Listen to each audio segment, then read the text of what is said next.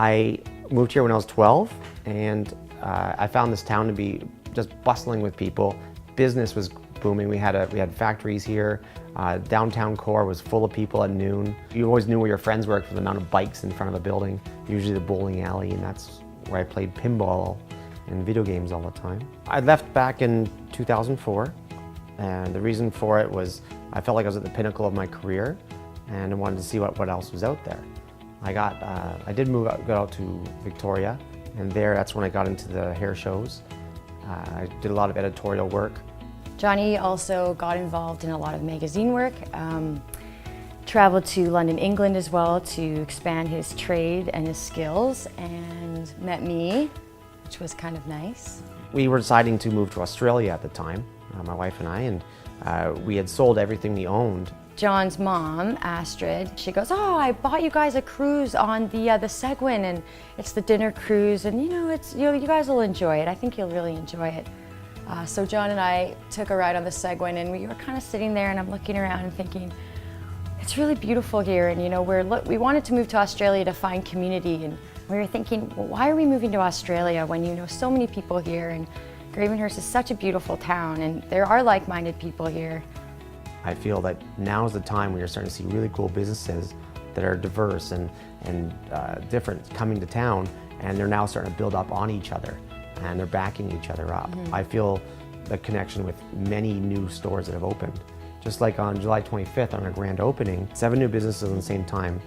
We called it New Kids Up and Down the Block. I'm a partner with my wife at T-Beards, a local tea shop, barbershop, and game store. I'm a barber by trade. I've been doing hair for 23 years. I take care of women and men. That's a full-service barbershop. And my wife takes care of the tea aspect. Yeah, we have 25 different organic teas, and it's loose leaf, sit-in, or takeout service.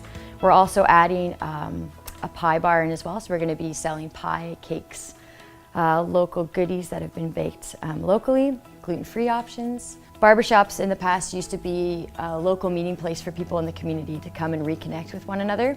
So every night we have some sort of different event. So we do board game nights, we paint miniature figurines, we have poetry club, book club, record club.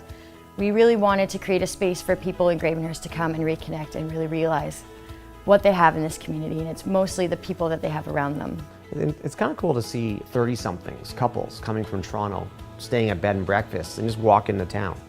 We get them in here all the time. Yeah, it's not just cottagers coming up for the summer, it's people who are actually considering, like having their families here or living here full time, which is nice. There was huge support from people in town, but also there's all these new businesses popping up, so the more going on downtown, it affects all the other businesses positively, so it's the perfect opportunity to start. I would say that the current business situation in Gravenhurst is like a surfer catching its wave. We're just catching the wave. We see it's a big one. Not sure how big it's going to be, but we know it's going to be big. I think there's a huge opportunity here, and you can see it. There's so many more people walking down the streets, and there's kind of this energy, this new growth, this kind of exciting underlying current, and I think if you don't tap into it now, you're going to miss out on a huge opportunity and look back and go, man, I really should have stayed in Gravenhurst. Gravenhurst is awesome.